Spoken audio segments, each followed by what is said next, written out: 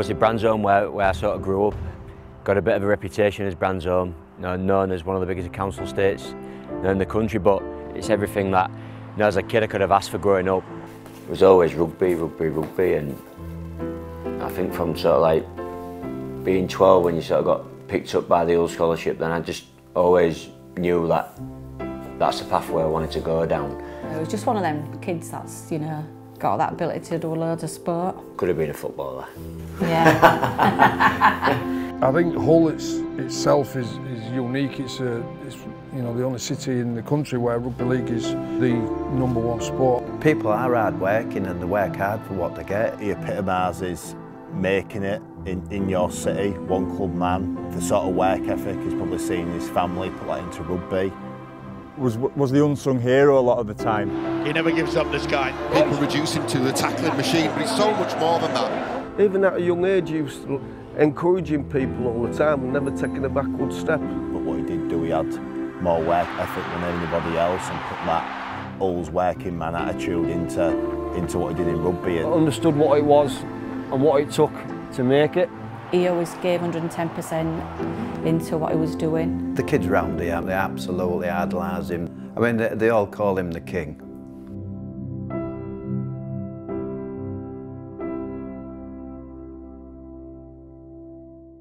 You could have sorted my hair out for it. Yeah, but that was your choice. No, that was your choice, not buying me gel. Childhood dream as a kid to sort of play for anybody at Wembley. So to be able to do it as I think I was only 10 at the time, wasn't I? He was 9, I think. And you said that day, didn't you, that he was going to go back and win at Wembley when you get bigger. We did. Yeah. Don't underestimate that. It's another win. He's had two good mentors, hasn't he? You've had Dave Hall at Hull Boys. I think Dave Hall was the one that showed him the way how to tackle and how to tackle properly and never miss a tackle. Remember that drill you used to do at Hull Boys Club with the boxing bag? Yeah. You used to line up and you used to swing it full tilt at us. And you used to have to line up in a line and you should run and have to smash it as hard as you can. But I remember you should not get back to the other end of the gym, but you should keep getting back up and just running back at that tackle, that boxing bag, wasn't it? Yeah, concrete floors, you used to have them tackling on concrete floors, yeah. Didn't they? And then obviously you went to East Hull. Terry Oldstock. Terry and Dave Ellis, yeah. Yeah. Not far from where it all began too. Some memories there, weren't they? We had some Sunday mornings, wasn't it? Back in the day, mate. The under-12s, yeah. That was the best period I remember. Yeah, the Yorkshire Cup final, that was probably the biggest, wasn't it?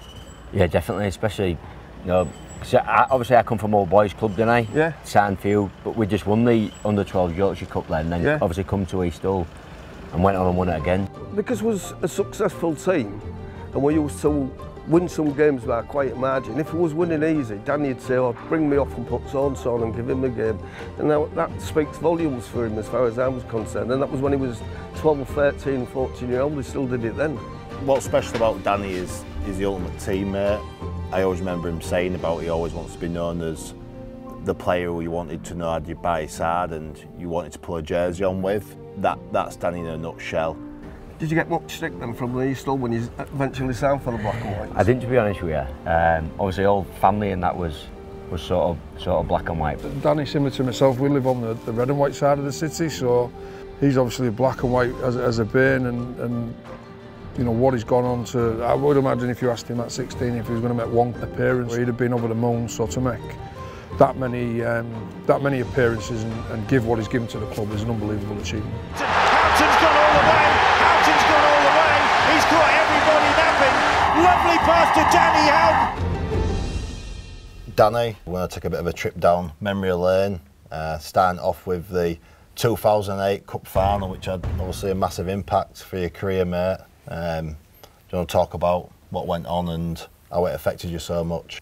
Obviously, probably not a great memory, mate. I had like a decent role in that year, 2008, and then obviously got down to Wembley thinking I was going to be playing as an 18-year-old kid, which obviously I was buzzing about, and then obviously to be told the day before the game it wasn't going to be. I was going to be 18th man, but what I will say is it probably ended up shaping my career. If I was to ever be in that position again, I was going to make sure I did everything possible to sort of give myself every opportunity to play in that game. as heartbreaking as it was at the time, no, I reckon looking back now, it probably gave me everything I needed to be able to go on to have the career that I sort of did. He had a cry on my shoulder, I think, on the evening. You know, I obviously found out he wasn't playing, and I was captain at the time, and went to his room on the night. He literally just got off the phone to his mum and dad. So obviously he was devastated, and I suppose at his age at that time you think you're never going to get that opportunity again. Thankfully, what I said, I promise you it'll come around. It did on a couple of occasions. So, and rightly so. You know, he deserves to be playing in big games for sort of how hard he's gone after his career. First derby try. Obviously, we know how much derby means to us both, but for you and the first time he scored in a derby, what was that like? What do you remember of it? Yeah, obviously looking back there, it looked like he had a decent sidestep as well back in the day. And a bit more air. Yeah, managed to receive a shocking pass off Washer yet again, and make some of it. Just managed to pop up out of nowhere. And I remember thinking to myself, I think we was getting beat at the time. It was a real close game. Remember, I'm sure I was 18th man for. Yeah, you will have been. You won't got in that too. No, I'm not getting picked. Too good. You're the most capped derby player in history. It's probably one record I'd be shocked if I ever saw beat. What does that mean to you? That must make you proud. Being an Hull fan all my career, and being able to play in so many derbies, which means so much, not just to me but the family as well. Obviously, you know yourself, it sort of splits families for a day, doesn't it? And yeah, it splits the city. It does. Yeah, I've been pretty fortunate over the course of my career really to stay sort of injury free. Obviously picked up a lot along the way, but never been around derby day, so I've been pretty fortunate that I've been able to play in every single derby, but one that I've been able to. It's a fantastic accolade or stat to have, I think. Particularly like I said, someone from Hull. Even sometimes through injuries, you could tell he wanted to be out there contributing. Regardless of win, lose or draw, to us being successful against the enemy. Players' best ability is his availability, and there's none been better in that position playing for Hull FC, I don't think. No, I think it was, as stupid as it sounds, it sort of was like season-defining game for us, wasn't it? It was so early on, yeah. Was going to sort of kick on or fall away and crumble, and at 20-0 down, you probably writing's on the wall for us, and surely comes up with a try then gives a little bit of hope. So, and I think that was the biggest thing for us in 16, wasn't it? That hope sort of never got away from us. Yeah, we still believed. I remember at half time still believing Radders was a man under pressure, and it was fairly obvious that. But I still believe in winning. I always feel like this game, without this comeback and this win, we don't win the cup in 16. I feel like this just sort of spared us on. I think after this game we. Could be wrong, I think we went on winning 16 out of 17 games after this win. I think we went 13 unbeaten, to be fair, yeah. And then nice forward pass to you. I think there was 4 forward passes there. Me were one of them, not known for offloading. Yeah, pass one with your Kenj, then Watsy threw his grenade forward. I'll count though. But then as soon as we got that first try, then the second try, it just was like, it just felt natural, didn't it? We just thought... Yeah, just something just clicked in it, and I think that just, like you say, I think it just clicked throughout the full season then. Straight after this. And then when Mahe's try, obviously it's a set piece, what went really well for us. You've got to play a bit of deception there, haven't you? When a bit of smarts about you, not just all the fitness and running around you do. Yeah, like you say, we had loads of success with that throughout the year, and I just knew if I could get to the right man and feed Mahe onto that half-back, he'd cause a little bit of trouble, but I think he goes in untouched really, doesn't he? The eyes sell it, you see. Well, that's it, it's a deception, it's all you really, and then... There he is. Job saved for a week. that reaction by Radders says it all, doesn't it? Yeah, 100%. In you. But it was just so special that probably at the time you don't realise how big it was. But when you look back on that year, the confidence, the games we won after that game, the cup run, I think it all got brought on from that comeback. The greatest Hull derby comeback in the Super League era. Danny Houghton and Frank Pritchard salute their supporters. Oh, this was amazing. So this is well, let's see, this is 2016, the main one. It was... God, it was nailed by unbelievable. It was... Words can't describe how we felt, you know what I mean? Because it looked like Curry was going in, and then I think it was Gaz Ellis's dad said to me, he's dropped the ball. And I thought, oh, thank God for that, because I've been to every cup final since 1979, I think it was, and never seen him win. And then for your own son to pull that off and play that well in that game, it was. I think we was heroes round Branshome, and you know, everybody wanted to talk to you, and everybody was knocking on the door the weeks after, and kids queuing up outside. Kids queuing up, and is he coming for his Sunday dinner? Just amazing. Just won't come anymore. Never get invited. No, it was great, wasn't it? Yeah, it was. And then I just have that memory in my head when we was just upstairs in the lounge at Wembley in the big hall, and all I could hear was him, "Where's my dad? Where's my dad?" And he come, didn't you, with the cup and went to him, "This is for you, Dad." Oh, yeah, special moment. Well, first they hear the noise, and then they feel the heat, and the hearts bump hard in their chests as they come out to this absolutely sensational greeting at Wembley Stadium. As a group, we sort of like knew it was our time, wasn't it, the way we'd been playing. I think we had that sort of added pressure within, that if it was ever going to be that odor off our back, it was going to be now, and we sort of knew that it was rather now or never. That's how I felt in 16, and going into that, we was confident in the fact as we knew if we played our best and turned up, we'd win. Which we didn't for 60 minutes. That's it. Played back to Sandow. Sandow lobs it over the top. Curry straightens up, running a tired bodies. Curry! Oh, he's lost it! He's lost it on the line! The ball's knocked on!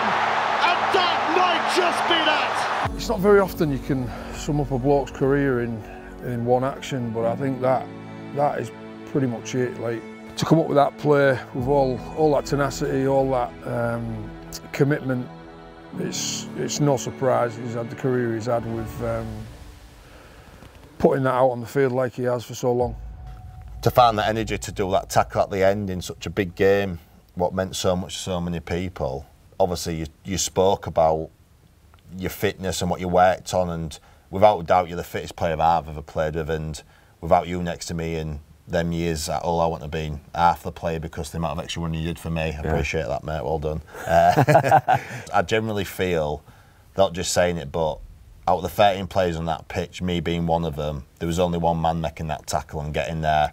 Every other player don't get there, especially around that middle. I know what you say, but I do seem to feel like we did have that sort of, that family feel that you just want to let... Cover for each other. Yeah, that's it, and I just, no, as thing as it sounds, sort of right place, right time. I know, obviously, he bounces through Sneedy and ducks under Mini, and then I'm just the next man along, and I just remember thinking, he scored. He's literally scored, and then, no, thankful for us, obviously the ball managed to spill out. It meant a hell of a lot, and it meant a hell of a lot after the final whistle had gone, when you really realised, you know, the enormity of what he'd come up with. And I think just from playing with him for so long, it couldn't have been anybody else that did that. And to be that person who sort of got us over that line, there was no need for him to be in that position. You know, he was just working so hard, and for me that's probably going to go down in history as probably one of the most talked about moments in the history of the club. Core memories of the Wembley win 16-17, like as a family, their memories will like stay with us forever now. That's probably one of my best memories, like what I've had, because I still kind of like remember it to this day. So we're really proud that in his career actually got to win, experience winning, lifting a trophy. They have won at Wembley. Absolute delight, absolute joy. Yeah, well, I'm not sure if we'd have lost that game in 2016, would we have done it again in 2017? It's a big noise, big moments these, so much history, so much tradition, therefore so much at stake in the Wembley sunshine. I felt like this year the pressure was off, we could really enjoy the week more, take it all in, be a bit more relaxed, and there was just that feel all around camp all week. Just took it as sort of like another game, so to speak, and you know, I had that much belief and confidence in the group that we could get the job done. Although I was playing, you know, Wigan, who sort of the Cup Kings. With that forward pass, obviously some people didn't know. Luckily, I was like in line with the ref and I saw him. I'd seen that it was forward and I saw the ref flag straight away, so there was no real stress from me. But I know some of the lads that said like they had their heart in the mouth, so to speak, because they didn't really see. Now it's mature, really. I was sort of in line with the ref and sort of heard him call straight away. You just see, to go back to back and create history, and not many teams have done it, have they? No, mate. Special again, like I say. I just feel like the group in 16 and the group in 17 was a special clan, wasn't it? And to be run by the Madhouse himself, I feel there was no one sort of better to lead that team to that success, really.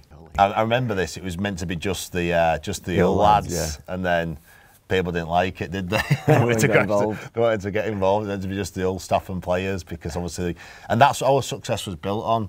You go back to that team, then you've got head coach from Hull, assistant coaches from Hull, Gaz more or less may as well be from Hull, vice captains, you, me, senior group, conditional. It was all based on Hull and people who loved the club and cared, and that's what the success was built off, and that showed on the pitch and how much we was together. Yeah, 100%, mate. I totally agree. I just feel like go that extra mile for the cause, don't you? When it means so much. You know how much it means. You can relate to it. When you've got sort of 7 or 8 of them boys, fighting for the same thing. There's no wonder we sort of went on to achieve what we did. Well, last year they were making history. This year they're making it a habit. Gareth Ellis lifts the trophy. He's one of my best mates, reliable, honest, amazing husband, father. The biggest compliment I can ever give him, and I've done before, is that when I become a dad, I knew I wanted to be a dad like Danny. He's just like a big kid. I always say he's like my 4th child. So yeah, he's always on the go. Our house is hectic, it's noisy, and a lot of it is him. So he's just like a big kid, really. They have to sacrifice a lot, and they sacrifice a lot for 18 years. So hopefully with the retirement coming up, we can have a little bit more family time and do a few more things that we'd have liked to have done. And just like that, you can't believe it's come to an end. And Houghton has it, and Houghton dances through. So he'll enjoy it and look back with fond memories and think, I didn't do too bad for a Bransdale lad.